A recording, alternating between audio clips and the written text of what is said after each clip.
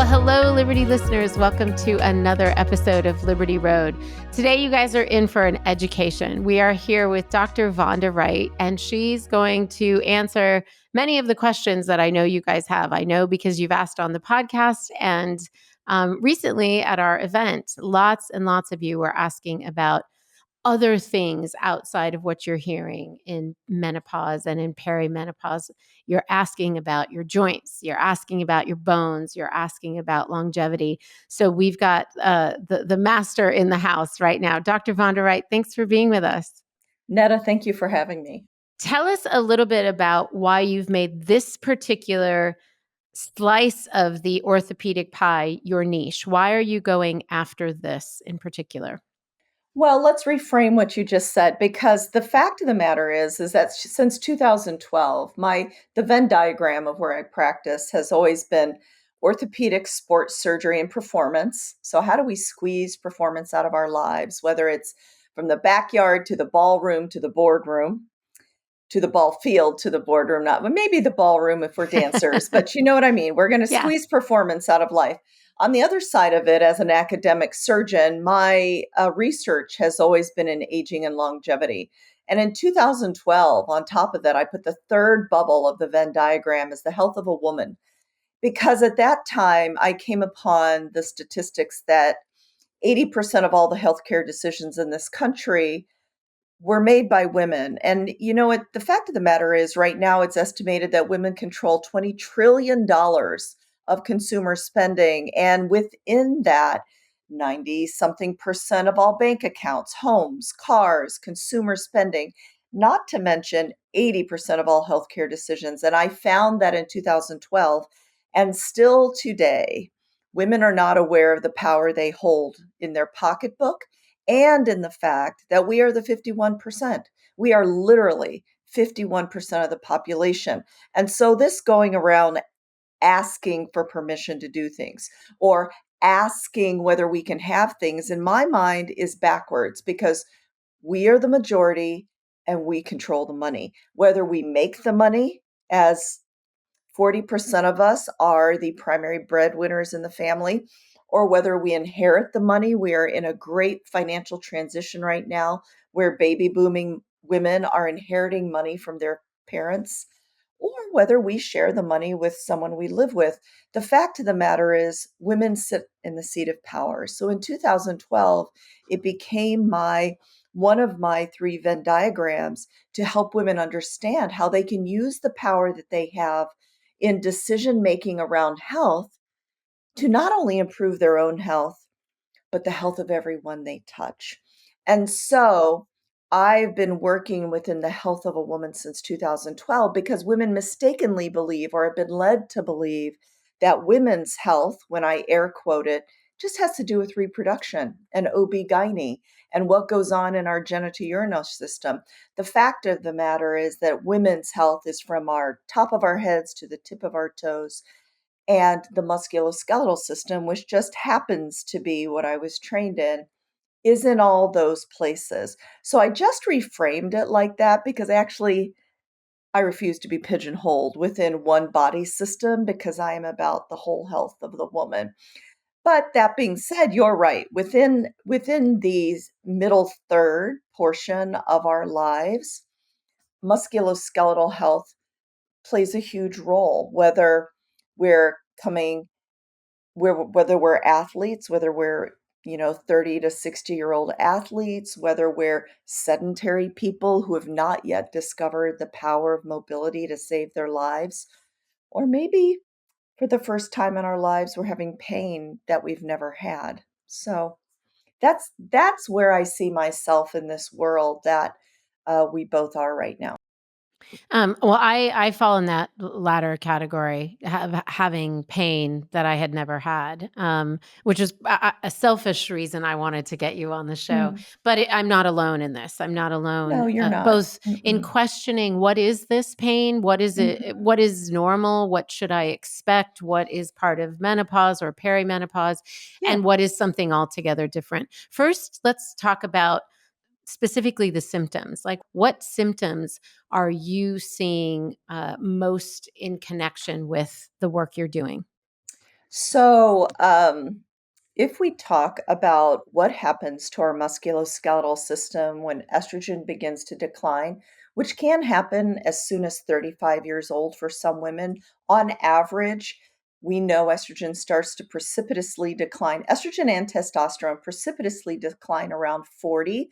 Why is that? It's because at 40, we have 1% of our eggs left. Estrogen is principally made by what's the remnant of the follicle in our ovaries. So with less than 1% left, that's why we start to have precipitous declines and the sequelae. So there are estrogen receptors on every musculoskeletal tissue, bone, which everybody's most familiar with, muscle.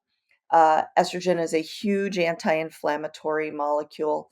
Um, Cartilage, which is the lining of the bones, has estrogen receptors, and our stem cells are critically responsive to the levels of estrogen and testosterone. So when estrogen walks out the door, slams the door, doesn't look back to say goodbye, we have all these receptors on our musculoskeletal tissue empty. And without that, all the beautiful downstream effects of healthy cartilage, good muscle, strong bones, um, low inflammation are without estrogen stimulus. So women show up with inflammatory problems like total body pain, which is called arthralgia, or frozen shoulder. And so they go to the doctor and they say, you know what, I don't know what's going on, but my total body hurts. And many times, mistakenly, in my belief, they are diagnosed with the diagnosis of exclusion, which is fibromyalgia. I think many women who are just dumped in the basket of fibromyalgia may actually just be perimenopausal with arthralgia, total body pain, which could easily be treated with hormone replacement therapy. Because what happens, and there was just a new article published that women in perimenopause are prescribed opioids at a much higher rate than men of the same age. So, you know, uh, many times in this debate within the menoverse, we're talking about not over medicalizing um, the middle third of life. But the fact of the matter is, if we could consider a hormone replacement option, and again, I haven't said this to you yet, but I believe everyone gets to have that choice. I'm not saying that every woman has to. It's your choice.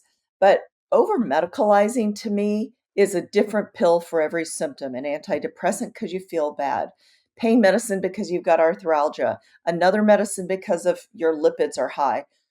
When we could just go to the root cause, replace our estrogen, and see what that takes care of, and treat the rest with polypharmacy. Yeah, I know in my particular situation, it was a hormone replacement therapy that quelled my aching Yeah, joints. and often it Um, is. yeah, Mhm, and I was lucky enough, I will say this, to have a doctor in my group of doctors who mhm, would pay attention to what I was saying and had the mhm. wherewithal, had the education, Yeah, the continuing education to say, I recognize this as perimenopause. I yeah, recognize what you're going through. But I have so many friends and so many people here on this platform who are not having that those opportunities. And so then we yeah, have to advocate for ourselves. And the best way to advocate with a doctor is to say, here are the symptoms I'm having. Here mhm. is what I've heard. What say you, Dr. So and so? And to really demand that we get cared for in that way.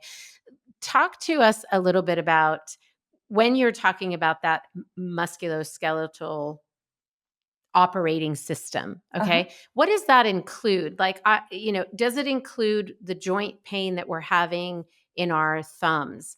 Does it include some of the lower back pain or the neck mhm, pain that we're mhm, having? And how do we know that that's not some form of, too much time on our social media and playing with our thumbs or holding our head down or just the mhm, way we're living these days and not as active as we had mhm. been? And it can be, right? Mhm. I think it's mistaken for people to believe that every musculoskeletal symptom they ever have now has to do with only their drop in estrogen. It can be, but still, you can have arthritis, which is wear and tear of the joints.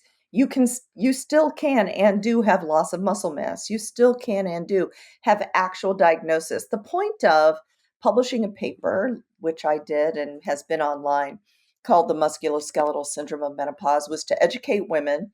I encourage women to read it, print it, share it, right? Give it to their doctors so that there's a common nomenclature. But it is not to say that your shoulder pain isn't actually a rotator cuff tear, right? But if you go to the doctor and they work it up appropriately and you have no structural damage, which can happen 41% of the time, then it doesn't mean you're crazy and it doesn't mean you're falling apart. Right. It means that it may be due to the estrogen that you have.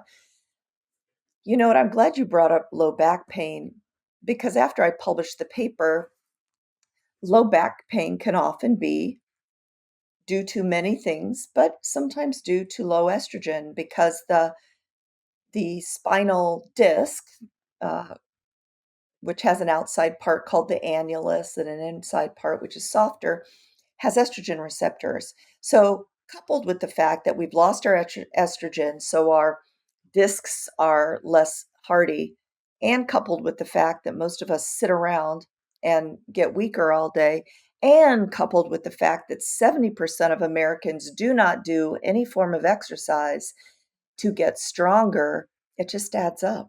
Yeah.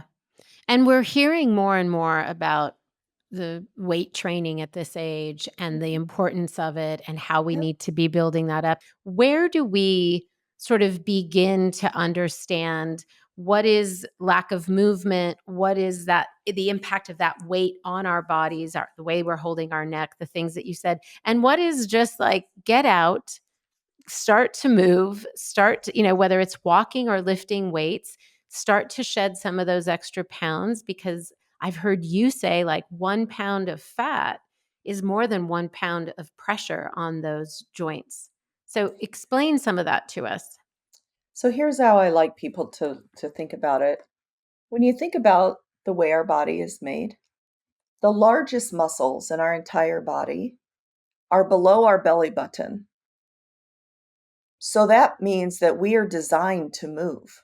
Nature is very conserved. If we were designed to be sedentary, we would be designed like a mushroom with a large sessile stalk that has a huge base, right? Or, in pop culture, Jabba the Hutt, right? Jabba the Hutt in Star Wars is not meant to move. That is not how we are designed. So if we are not moving, we're actually going against nature. If you want to get really granular, we're going against nature. Everybody wants to be natural. Okay, let's be natural. Let's move. That is the way we're designed. Number one. Okay, if you're not moving, okay, it's okay. There is never an age or skill level when your body will not respond to the strategic stress you place on it. So if you are a once upon a time exerciser, meaning we are referring to what we did in high school, well, let's pivot a little bit to realize that this is the best time of life and that we can do it now. There's nothing complicated about doing what we've been doing since we were 1 year old, which is taking a walk. Just let's start with taking a walk every single day after our biggest meal so that we can use our muscle contraction to clear the blood glucose out of our blood that's causing us to bake from the inside out. And that's best done after a large meal. So, number one, we're designed to move. Number two, we know how to move. We've been doing it since we were 1 year old. Number three, we cannot count on the storehouse of mobility we did when we were younger. It doesn't work like that. We do not store it up for 40 years. What we do every day matters. And so, even if we're starting with a walk, it matters. But what do our midlife bodies need? Well, we've talked about the fact already that one of the musculoskeletal syndrome of menopause components is loss of lean muscle mass. Now, that is one of the hallmarks of aging. Just with normal aging, without intervention, we will lose our muscle. Estrogen just piles on top of that. And what happens if a woman loses her muscle? Because maybe some people in your audience are like, oh, yeah, but I don't want to get big. And I don't want to be strong. I just want to be little, which is what we've been told by society. Here's what happens to weak little women. And this is not hyperbole. This is not meant to be histrionic. This is real. I am a practicing orthopedic surgeon. I still take call. And when I am called to the bedside of a little old lady, a 70-year-old, an 80-year-old, who has fallen over her dog or her rug, or not fallen over anything at all, just fell from a standing position and breaks her hip, one half of the time, those women who fall and break a bone will not return to pre-fall function. You can't go back to the house that you've raised your children in. You can't go out and meet your girlfriends for lunch, drive your car. And a third of the time, they die. So listen, the reason we're talking about harnessing the power of mobility and starting in the middle third is because if you do not build on every day in the middle third, then I see the future today. It's a future of women in the last third in nursing homes. 1 in 3 women end up in a nursing home because they're frail and incontinent. And I don't want that for any of your listeners. Yeah. And we don't want that for ourselves, but I think it Yeah. takes the sobriety of listening to somebody like you Yeah. paint that picture for us so that we know this is not for vanity. This is not to drop the belly fat. Yeah. Those things are great too, but that's not the goal. The goal here is not just living longer, but living healthfully longer, being able to support ourselves longer, being able to be independent longer. And I Yeah. think we can't, at this age, we can't always imagine what that will be like, but Yeah. to be prepared for it. It's insurance, really. Okay, Let me weightlifting. add one more thing. Let me Yeah, add, oh, please. we're going to talk about I want to talk weightlifting. about But weightlifting. Yeah. just in case any of Yes. your listeners are as vain as I am, and Let's really, assume. Let's let's assume. just assume that your listeners care about what they look like when they walk out of the house, or Yeah. I know, or buy a new little black dress. Okay. Say it. Muscle, girlfriends, is nature's Spanx. There So you go. instead of putting on a girdle like your mother used to do and sucking it all in, if we recompose our body with muscle, which will cause us to lose fat, everything goes like this. Yeah. Without compression Yeah. garments. Yeah. And it's Yeah. not that I don't like Sarah Blakely. I adore Sarah Blakely. It's just, listen, I'd rather do it with muscle than elastic. Sure. No, that's fantastic. Thank you for saying that. I think many of our listeners are like you and me. There's that vanity involved. But Absolutely. I also think that you bring up a good point in saying that, because muscle weighs more, right? And so when people Yeah. are just focused on the number on the scale, we're Yeah. not, let's get past that. One of the joys of getting older is we know more, and hopefully we've become wise in reflecting on those experiences. And so let's put that to good use and own the few extra pounds of good, healthy muscle weight on the scale is nature's Spanx. Let's do it. Yeah. I think weight has very little to do with anything. Yeah. It's how much percent body fat versus muscle we have. That's really critical for our health and how we look. Yeah. I know personally I had to shift, and this was recent and it was completely for vain reasons. But I had to shift the way I was thinking about the way I was eating Mm. and what I was putting in my body. And I had been intermittent fasting, and I don't know what you're going to say about this, but I had been intermittent fasting for over a year and Uh-huh. didn't see Yeah. much benefit. I Yeah. stopped. I started to have a healthy but filled with protein breakfast, and that included a carb, by the way. It was a piece of Yeah. toast with Mhm. avocado, with eggs, that sort of thing, and had my biggest meal really around lunch and a very Mhm. light dinner, and Mhm. that's when I saw the weight shift. Yeah. So it was really rethinking all the things I had said, no, I would never. I'm not going to have breakfast and I don't want Mhm. any carbs. It was Mhm. shifting that way of thinking. So shifting the way we think about weight and weights. which I really want to have that conversation. So we Okay. know we should be doing that. Yes. Everybody's telling us Yeah. that. We Yes. can end up on in the rabbit hole on Instagram of all the people in midlife telling us about weights. But where do we begin if Mm-hmm. many of us are concerned that we're starting from scratch, Mm-hmm. and what is too much? Should we be wearing the weighted vest? Should Sure. we be walking around trying to lift Yeah. 10 pounds in each arm? What do we do? Where do we begin?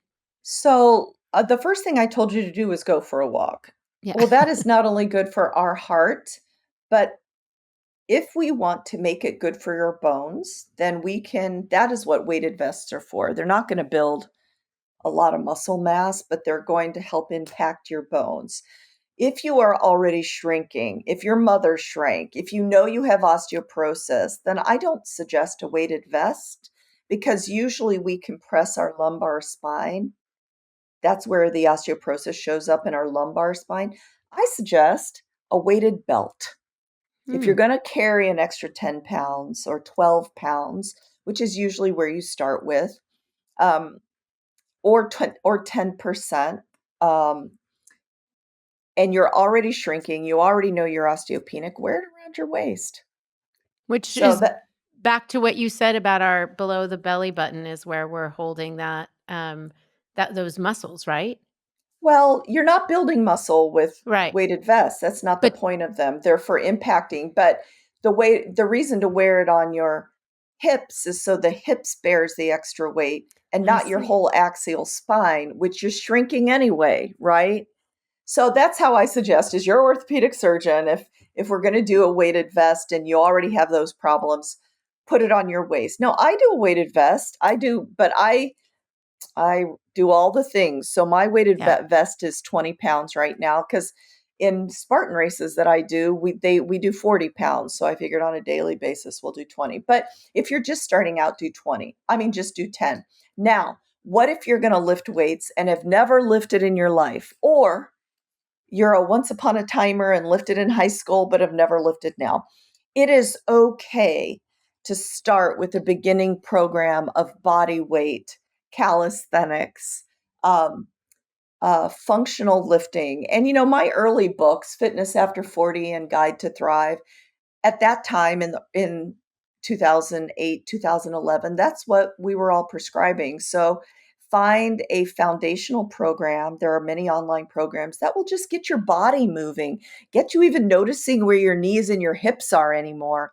After you've done that for a couple months and you feel more comfortable and you've got all the joint motion, if you want to lift heavy, which is what I suggest, and I'm about to describe to you how to do that, it is very technique dependent.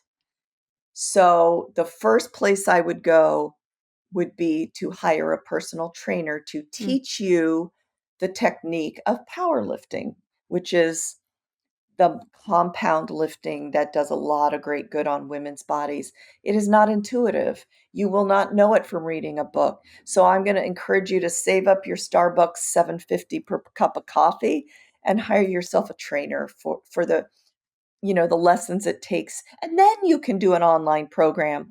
And I'm happy to suggest some if you want me to.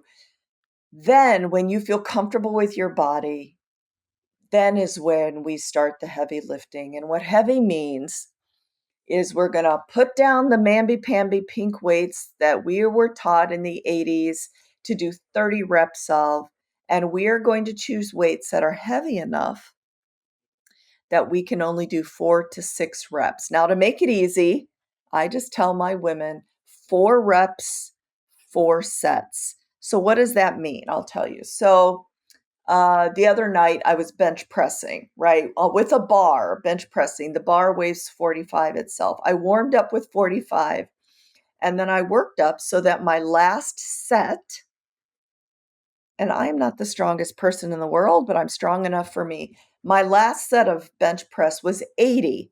Now, I lifted it once, fine. I lifted it a second time, fine. A third time, I was pushing it up. It was a little like this. My spotter was on guard. And then I squeezed out a fourth, but that's probably all I could do without dropping the bar on myself. That's what I mean. you're lifting hard enough that the last rep, you may squeeze out one more, but you're not squeezing out two or three more. Only then, only that kind of lifting in midlife produces enough anabolic stimulus to make up for loss of estrogen. Estrogen is a powerful anabolic, or growth, anabolic means growth, stimulus for female muscles. If you do not put your body under pressure like that, then you're not going to stimulate muscle protein synthesis in the way you could. Number one. So lift heavy. Number two, you must feed your lifting. If you want to grow muscle, we don't grow muscle while we're lifting. We grow muscle, or we grow power. What the way I just spoke to you is to develop power in your muscles, because I am teaching you to lift for power and longevity, not for hypertrophy. You lift if you want bigger, fatter muscles, not fatter, just bigger muscles, you lift in a different way. For longevity, to prevent frailty, we're looking for longevity and power, which is lifting heavy. You must feed that. So on the days of recovery, you have enough protein building blocks to repair your muscles, right? So that's why for active women who are really grinding out the walking, the sprinting, the lifting, I know a lot of popular menopause docs talk about intermittent fasting. It's just not for me. I'm too Mm. active for that. And so what I do is restricted eating. Now, what's the difference? It simply means I eat in the morning when I get up, because I burn a lot of fuel in the work that I do. And it sounds like we have the same breakfast. Yeah. I eat 20 grams of eggs. I eat half an avocado or a whole avocado. I throw on there 60 grams of, I used to measure, I don't anymore, of spinach, just to get Yeah. some. Yeah. It's very low in fiber, but just to get some in. But then I was finding, interestingly, about 10 o'clock, I was just dragging. And so, like you, I too I make my own sourdough. I eat half a slice of sourdough. It's about 50 grams of carbs, which is a lot of carbs in one sitting for me. But I needed that energy Yeah. during the morning. And then I quit eating 3 hours before I go to bed, so that I do have the time for this autophagy, which is what everybody's going for, which is cell debris clearing overnight, right? Because if I go to bed at 9:30 and I wake up at 5, which is what I do, that's 8 hours plus 3 hours before bedtime of night eating. I'm getting about 12 hours of time when my Yeah. body's not pressured to digest. Yeah. Well, it does sound like we're doing something very similar. I'm glad to know. I can wear that now with confidence and say, well, if it's good enough for Dr. Vonda Wright, it's That's what good enough she's for me. doing. Yeah. Yeah. And I do want those resources. You had said, first start out with a trainer, which I think is great, because most of us don't know what we look like when we're doing it. We don't Yeah. know if our form is appropriate, Yeah. never mind if we're Mhm. lifting what we should be Mhm. lifting.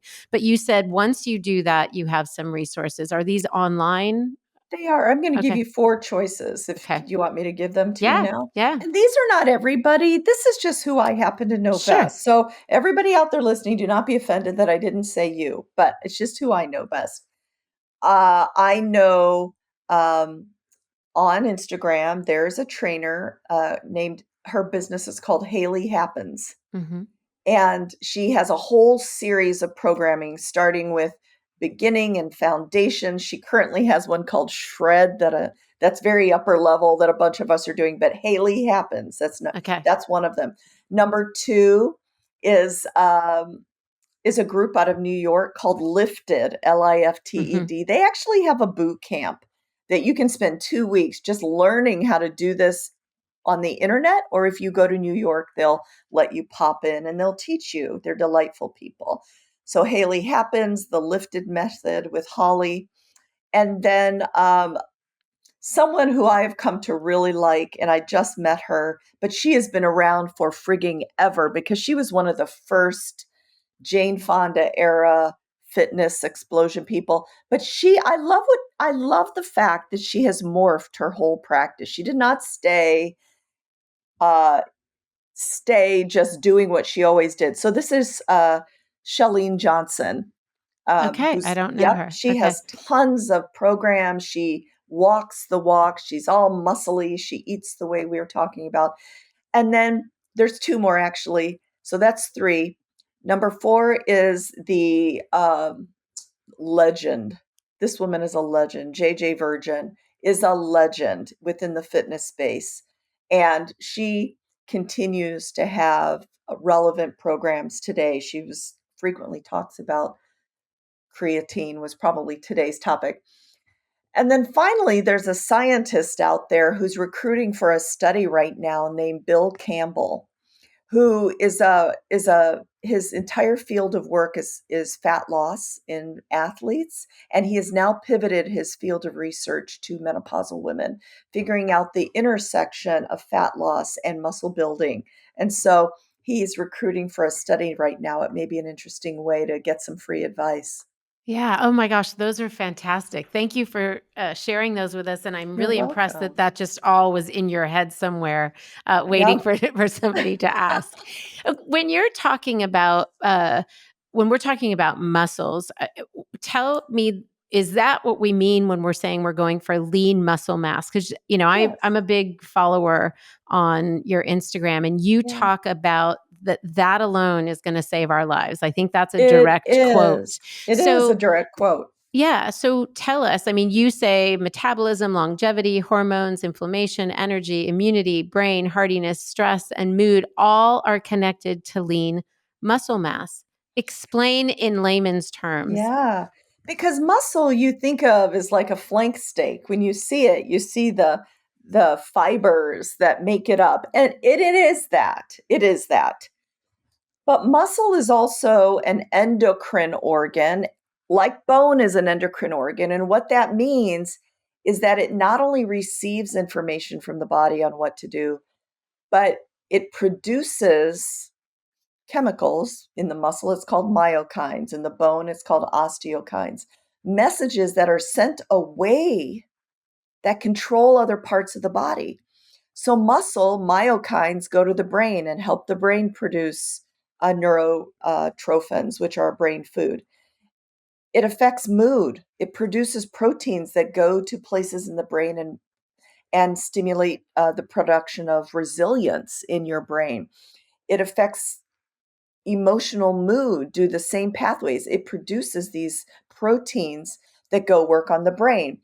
Muscle is critical for absorbing blood sugar out of your blood after you eat. Mitochondria are housed within the muscle themselves and scoops up all the glucose that you've just consumed, as well as acting as an endocrine organ to prevent you from becoming insulin insensitive, which happens a lot during midlife, and thus we gain the belly fat that we all have. So, all the things that you listed off, there is a myokine produced by muscle. Not only that, but the more muscle you have, the stronger you will be, and the less likely are you to fall down and break a Mm, hip and die in the hospital. On the same way, muscle can save your life. Bone is thought of just a silent structural thing that holds the muscles up, but it's not. It too is an endocrine organ. And through just even one of the proteins that it makes called osteocalcin from the bone goes to the brain and helps produce neurotrophs. It goes to the muscle, it goes to the pancreas and is involved with what? Glucose and insulin sensitivity. And if you're a man, osteocalcin goes to your testicles and helps you make testosterone. So I think it's a very limited understanding mhm. that our body is siloed. Our body's not siloed. Our body is interactive and interdigitated. We just don't know how to listen to our body yet. We have yet to figure out how they talk to each other. They've been talking to each other all the time. Yeah, we're just catching up. It's fascinating to think of our skeletal system, our bones, as something that is that can respond and can react and can Oh, right. change based on Yeah. what we think of it. We think of our our blood system in that way and the way we feed it, but we don't think of our skeletal system in that way. Not Yeah. until talking to you. You know, our blood is made in our bones. Did you know that? No, In no. our pelvis, in our long bones, in our sternum. Yes, our bones make blood. That's its job. Isn't that interesting? That is interesting. Yeah. See, Dr. Vonda Wright, ladies, where have you been? Where have you been? Fascinating. It is Fascinating. fascinating. You have talked about osteoporosis a couple times. One of the Mhm. things that comes up a lot in this middle third, as we've been talking about, is osteopenia. What is that? Is that just the beginning of osteoporosis? Yeah, so bad bones, weak bones, are graded on a bell curve, like you were taking an exam, with the height of the bell curve being 0, right? It's the highest point.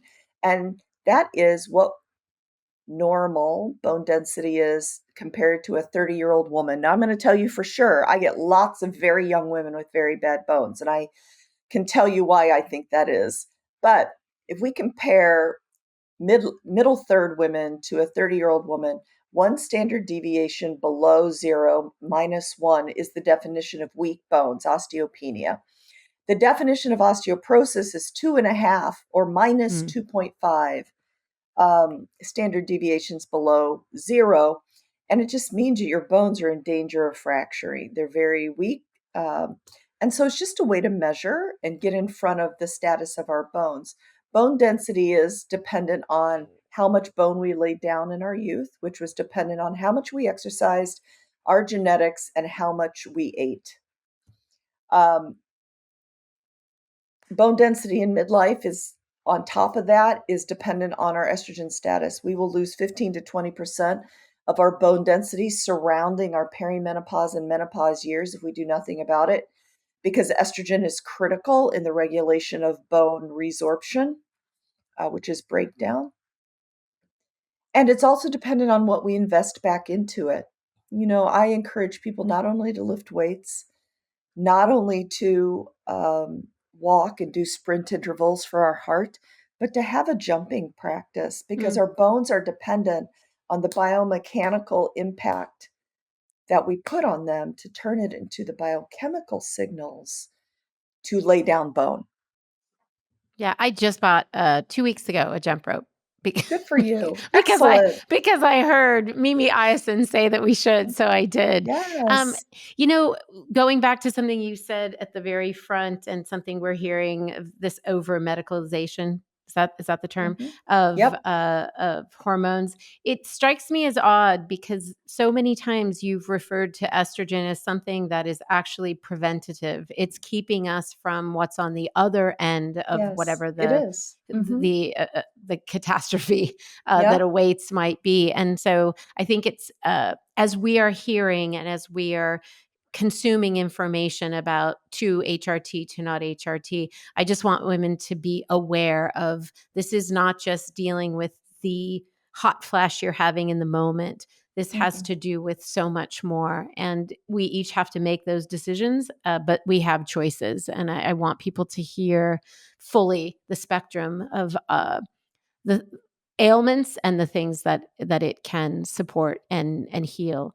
Um, we talked about lower back pain, which is something I wanted to hit on. We talked about the discs and how those are impacted by estrogen. Is there a quick, for those of us who do sit, and I'm guilty, 10 hours a day, you too, I know how much media you're doing. We talked about it at the front. What do you do just in those quick 5 minutes between, meetings or whatever? What can we do? Well, you can have a standing desk and stand all day. I have a person I speak to with some regular, she's another podcaster. She does all her podcasts with a standing desk and a walking treadmill. So That's she will be impressive. walking. Yeah. So, number one, you can do that. I mean, standing desk, whether it's a formal standing desk or you just pile up a bunch of egg crates and put your computer, it's better for you. That being said, nobody knows what you're doing on a phone call. You could be doing a wall squat. You could be doing mini squats on your chair. Research has found that exercise bites, little 5-minute interludes, uh, are pretty effective actually for your health, for breaking up the metabolic disaster of sitting for 10 hours a day.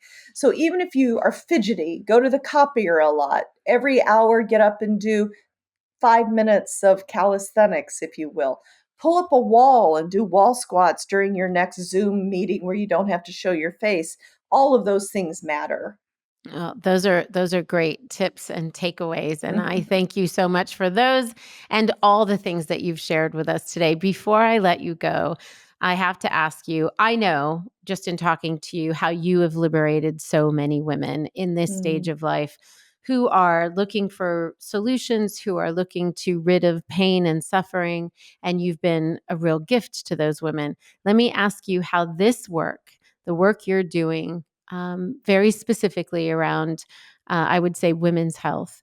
Mm. How has that been a gift and liberated you as a woman? You are the first person to ever ask me that. You know what? If I can, I think I would have been a very happy fourth grade teacher because I think I'm an educator at heart. And so that's part of doing this and spending the time is educating women because I believe in women. I think they're powerful and I think we have always done hard things and we have been fed a lie that we are the weaker sex. Right? And it's not that I don't like men. I love men. I'm married to a man. I have four sons. I love men. However, we have been led to believe that we need to be small and weak and diminutive and demure or whatever. Women do hard things. And I think to do hard things, we just need to be equipped. So educating women is one of those things. But I have to tell you for sure, I was telling some of the many menopause about this, that this is the first time in my professional career, and I have been working since I was 18. I was a nurse first and now a surgeon, that there has been such a tribe of women that I have found my tribe. I mean, I've found my tribe amongst OB-GYNs and podcasters and entrepreneurs, all focused on the health of a woman and making sure that we can be all that we're made to be. We are the givers of life. We are the caretakers of people. And that when we're equipped, we can not only do hard things, but I believe returning to the very first thing we said, that why I got into the health of the woman, I believe that if women make 80% of all the healthcare decisions in this country for themselves and everyone they touch, that by woman, if I change the health of one woman, I'm going to change the health of her family. And in changing the health of her family, I'm going to change the health of her neighbors and then her town. And that by town, we can really change the health of this country. And that is work worth doing. Amen. Amen. Thank you so much for doing that work. Thank you for coming on and extending that work to our listeners and our community. And thank you for being an advocate that we can look to for our own health. I appreciate you so much, Dr. Wright. Thank you so much for having me. Absolutely. And Liberty listeners, thank you guys for hanging out with us. We will have ways that you can connect with Dr. Vonda Wright and her work in the show notes. And we will make sure to list all the five resources that she listed. We'll make sure to have those in the show notes as well. Thank you guys for listening and hanging out with us. Bye for now.